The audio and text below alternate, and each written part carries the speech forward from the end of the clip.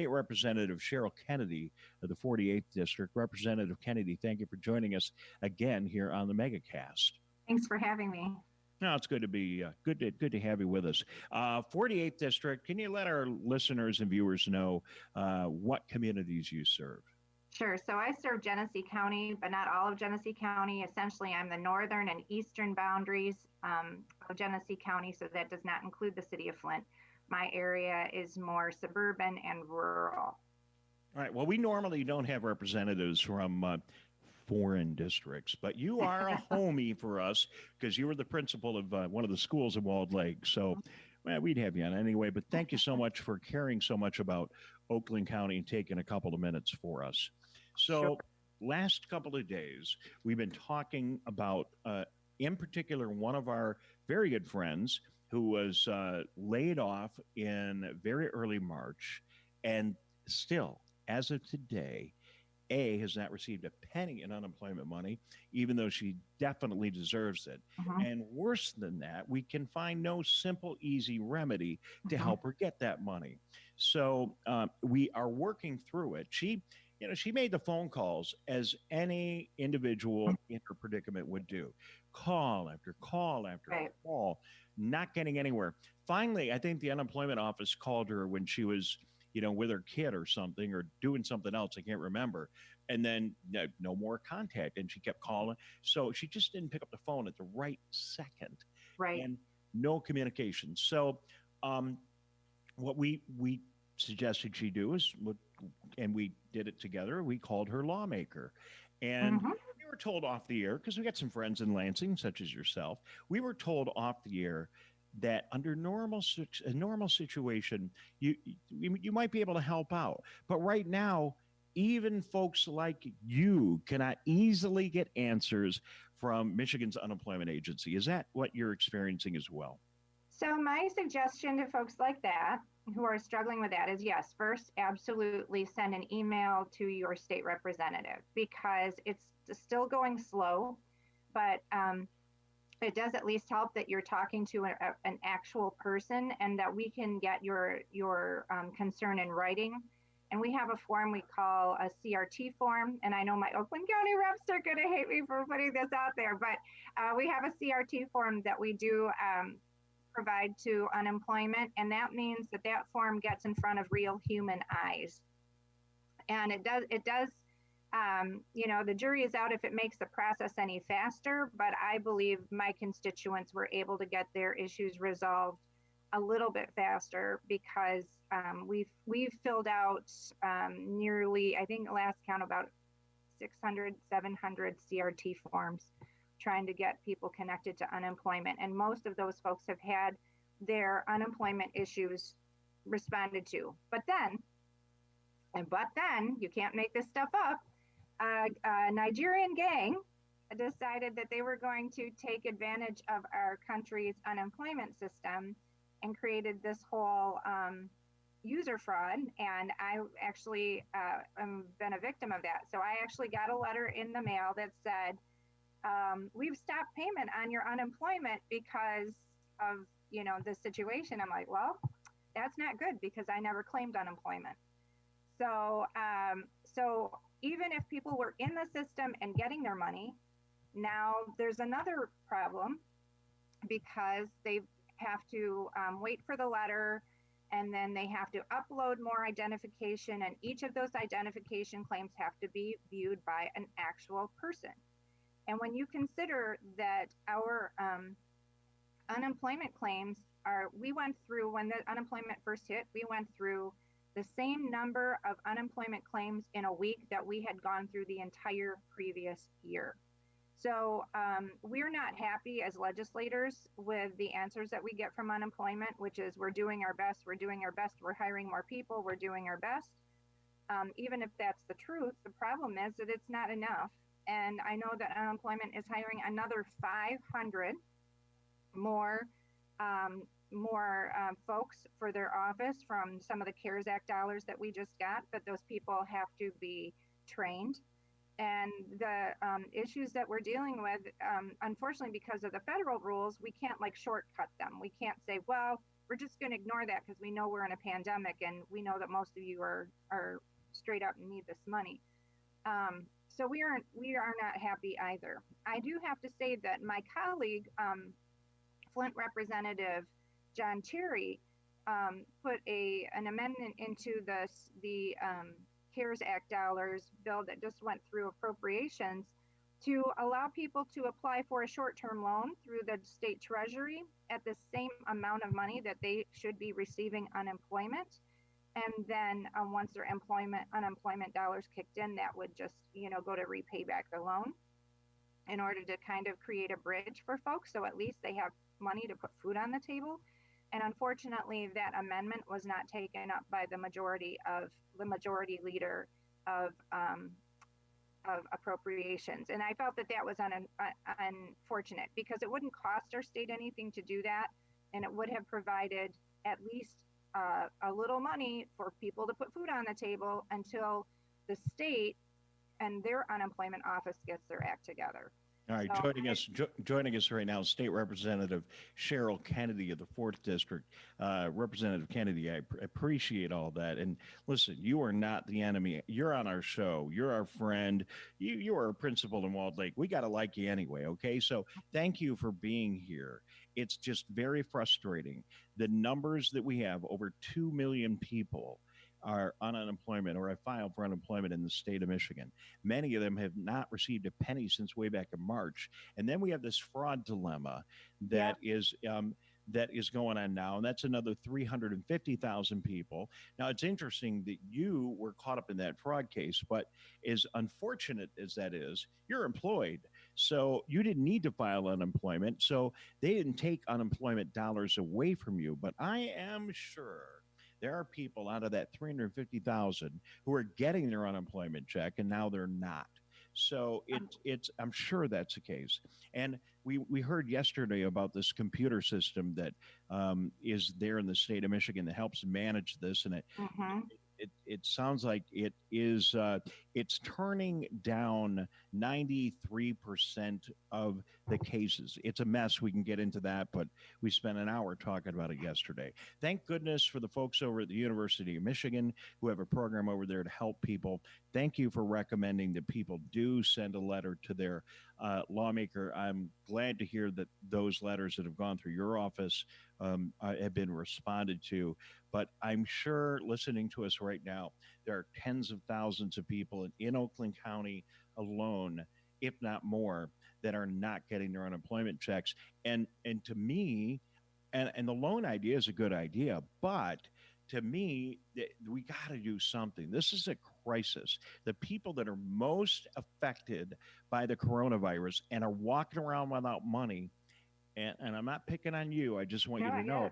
But when this fraud thing showed up, first of all, a lot of people never got their checks in the first place, like our friend Lauren. And then other people get turned off or aren't getting their checks because of the fraud thing. And on the fraud issue, if there is fraud in the state of Michigan, that's not the unemployed's fault. That's if it's anyone, it's the state's fault. It's really the fault of the person who's committing the fraud. By the way, one other side note on that, we talked to the West Bloomfield Police Department yesterday. They said they have 20 active cases just as of yesterday that they're investigating on fraud. So we get this is a huge problem. But is it fair for the state of Michigan to say, okay, we know we have this fraud problem, so we're just going to turn off unemployment for 350,000 people until we decide what mechanisms we can put together to fix it? Yeah, I struggle with that because I know that when I talked to my former employer, Walled Lake, who also contacted me and said, hey, we got notice of this, 3/4 of the claims that came to them because they come in batches, 3/4 were fraudulent. So we could be talking about, we're looking at a huge deficit in our state to begin with. And then you're talking about billions and billions of dollars, tax dollars that aren't going to the people they need to be going to. And we can't get that money back if it's fraud. So my biggest concern is that people have access to resources so that, number one, make sure you're reaching out to your state rep or your state senator, because we are there to help and we can connect you to resources, even while you're waiting for this nonsense to work through itself. We want to make sure that we don't have people hungry. We want to make sure we have people losing their apartments or their homes, or we want to make sure you have access to gas money to get to work. And we also have access to community resources that can help you out during this time, because it is what it is. Even though you and I can both agree that it should have never been that way, it is what it is. So in the meantime, we have to help people in any way that we All right. can. Well, the one thing I'm going to do is I'm doing everything I can. I'm taking an awful lot of my show, and we should be talking about the coronavirus. But in all reality, this is a coronavirus issue as far as I'm Absolutely. concerned. It's a CARES Act. Yep. And it can Yep. be handled with CARES Act dollars for sure. So to me, I know it's a problem and I know it's a mess, but I can't think of anything other than keeping people alive right now that could be more important than getting this done. And I don't see no offense to the governor. Mm-hmm. She's got her hands full. I would not want to be the governor right now. And I'm not going to sit here and pick on the governor in this show. But, there needs to be a lot more noise about this story. I'm not seeing it reported as much as it should. We've seen isolated little tidbits. And, there should be people in Lansing going crazy talking about this and finding a solution. And does it seem like there's a lot of conversation in Lansing about this? Because we don't hear it back at home. Right. So I can tell you that whenever we're on a caucus call, this is the conversation that takes up the majority of our calls, at least in the Democratic caucus. And we do not believe this is okay. We are not happy with how things are going. And we have been, in the House side, at least, we have been pushing back big time with UIA and the governor's office saying this is not acceptable. And it's been through that pushback that we have seen additional, folks hired and trained. And but we are the ones that are listening to our constituents calling and crying on the phone and threatening self-harm because they're at the ends of their rope. And our poor staffers, we're worried about their mental health as they're dealing with this 24/7, day after day.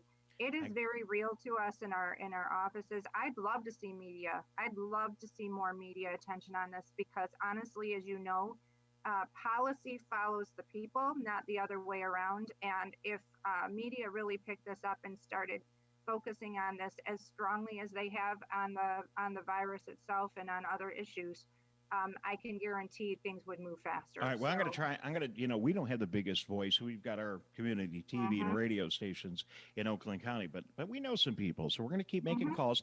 Can we keep your number and keep you involved in this effort? Because anybody that we can get involved is helpful. And I know it's not easy, and I'm not. This is not a partisan show. I don't pick on Democrats or Republicans here, but it does seem that we could be doing better in Lansing. The Republicans, I have a note here. It says State Representative Luke Merriman is calling for the removal of the UIA director, and that's going on the other side of the aisle. I get that, okay, but you guys got to figure out a way to work together on some kind of legislation, maybe the loan, maybe just temporarily approving all applications for a period of 2 to 4 weeks. Although I know there's no easy solution. That would probably create more fraud, but there's got to be something that can be done to make this better. There must be hundreds of thousands of people around the state who it's been since early March.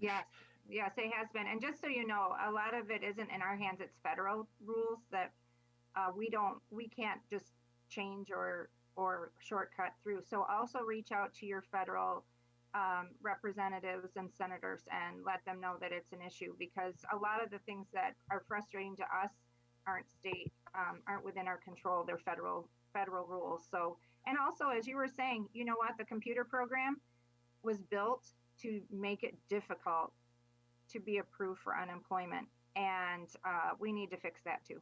All right. Representative Kennedy, I feel better just talking to you. Thank you for giving us some time. And you're a good person. I know you're doing your very best.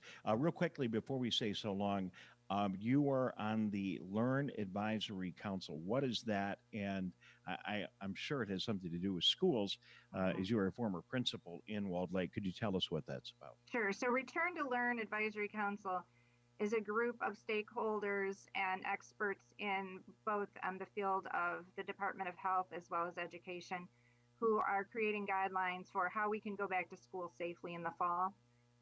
We had our first meeting on Friday, and I can't tell you how impressed I am with the group because we really do have a broad group of stakeholders as well as the folks leading the work come from an organization that were in the person who runs the organization was the responsible for all school operations in the state of New York.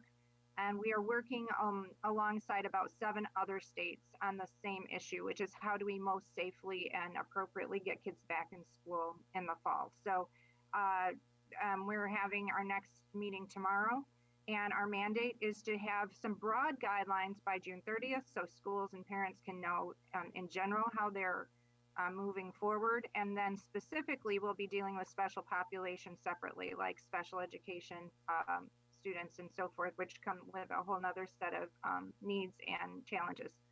So, stay tuned. I'm really excited about the work we're doing. We've got all the right people in the room, and I think that we're going to be able to create some guidelines that are both clear but flexible as school districts look to see what's going to work best for That's them. good to hear that an educator such as yourself is part of that group. We wish you the best of luck. Some of the schools aren't really waiting, and ultimately, a lot of this is up to your local school district as to how they're going to proceed. I know West Bloomfield, in particular, they were one of the first districts in the state to lay out a plan, and less student population in the buildings, some more e-learning as they've been doing, but good for everyone to weigh in on it. And we look forward to hearing what you're putting together. And feel free to reach out to us as you come up with a plan. Okay. Will do. All right. She is State Representative Sheryl Kennedy. Thank you so much. Good to talk to you today. And we will keep in touch on this unemployment issue. And we appreciate Please your time. do. Okay. Please Very do. good. Very good. Thank you.